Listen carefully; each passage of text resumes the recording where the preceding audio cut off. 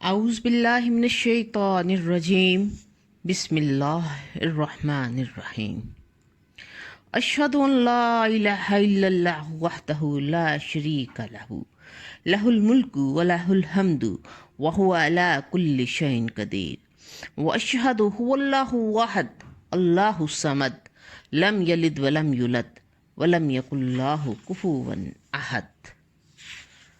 سورہ اخلاص۔ اللہ کریم کی وحدانیت بیان کرتی ہے۔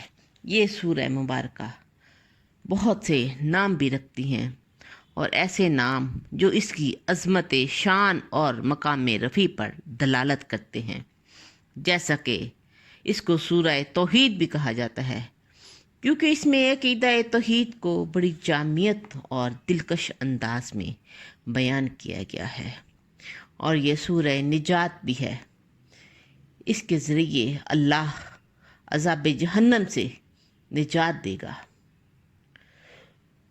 اور اسے سورہ کشکشا بھی کہتے ہیں، یعنی کہ بیماری سے شفا یاب ہو جانا۔ اس سورہ کریم کے ذریعے اللہ کفر و شرک کے جتنے بھی مریض ہیں ان کو شفا عطا فرماتا ہے۔ سورۃ الاساس، کیونکہ ایمان و عمل کا قصر رفیع توحید کی بنیادوں پر تعمیر ہوتا ہے، اس کے بغیر اعلیٰ سے اعلیٰ عمل بھی بے معنی اور بے سود ہوتا ہے۔ اسے سورہ المانعہ بھی کہتے ہیں۔ یہ اپنے قاری کو عذاب دوزخ سے بچا لیتی ہے۔ سورہ نور بھی اس کا نام ہے۔ اس کی ضیاء پاشیوں سے مومن کے دونوں جہاں روشن ہو جاتے ہیں۔ اسے سورہ الامان بھی کہا جاتا ہے، کیونکہ اس سورہ پر ایمان رکھنے والے کو اللہ رب الکریم کے قہر و غضب سے امان مل جاتی ہے۔ اور سورۃ اخلاص متعدد ناموں میں سے اس کا یہ مشہور ترین نام ہے، کیونکہ توحید خالص کا مضمون پوری فصاحت کے ساتھ اس میں بیان کر دیا گیا ہے۔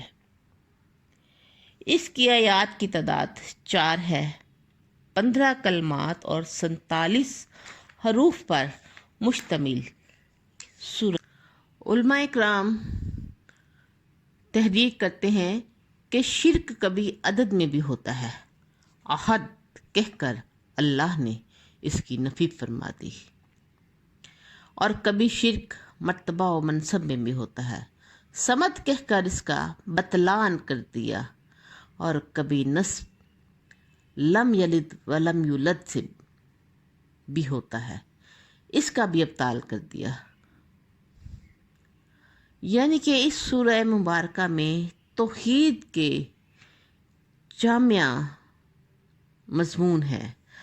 ہر لفظ جو ہے وہ وحدانیت کا اظہار کر رہا ہے، کہیں احد ہے تو کہیں صمد ہے، کہیں لم یلد ہے تو کہیں ولم یولد ہے، کہیں لم یکن اللہ کفوا احد ہے۔ اسی کے باعث اسے سورۃ اخلاص کہا جاتا ہے۔ اللہم صلی من الصلوات الطیبہ وسلم من التسلیمات۔ صدق اللہ العظیم۔